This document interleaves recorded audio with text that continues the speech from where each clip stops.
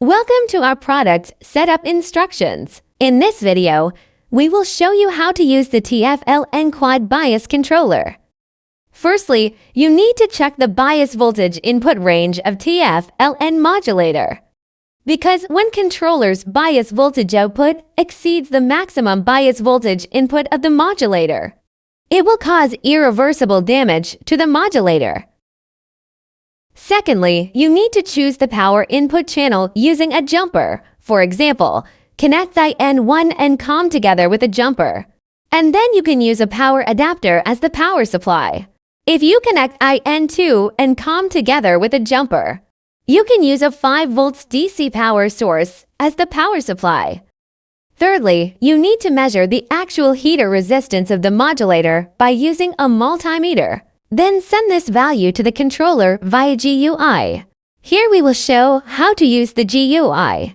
First step, you need to complete the relevant driver installation according to the operation manual. Then connect the bias controller to the computer through a USB adapter board. Turn on the bias controller. Run the GUI software. Select the correct COM port and click Connect to enter operation interface. Enter measured heater resistance values in the text box and click the Set Heater Value button. For example, here we set the heater resistance value to 100 ohms.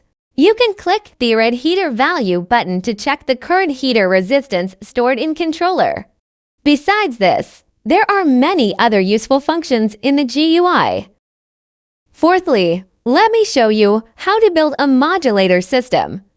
The system includes the following components: laser, Mach-Zehnder thermo-optical intensity modulator, 1:99 coupler, TFLN-QUAD bias controller, signal generator, power adapter, optical power meter, ground wire. You need to wear anti-static wristbands before connecting the components. In the first step, you need to connect the laser's output to modulator's optical input port. In the second step, you need to connect the modulator's optical output port to the input port of the coupler. In the third step, you need to connect the 1% port of the coupler to the photodiode of the bias controller and connect the 99% port to the optical power meter.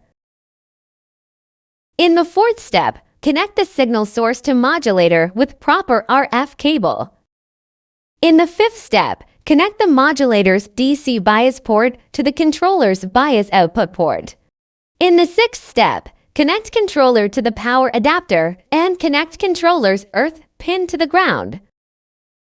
After the connection, now you can set up the parameters of signal source. In this case, we will apply a sine wave with a 1 MHz frequency, 0.5 volts VPP amplitude. After turning on laser and output RF signal, you can turn on the controller by pressing the power switch.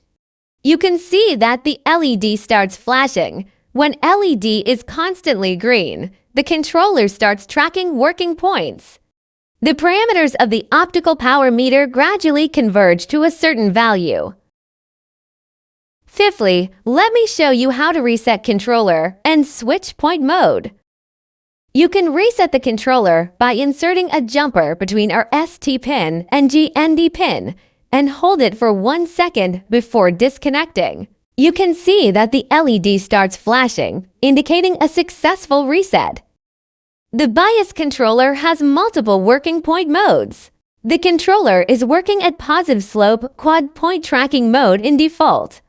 If you want to switch to negative slope quad point mode, you can turn off the bias controller, insert a jumper between the PLR pin and the 3.3 pin, and turn on the controller.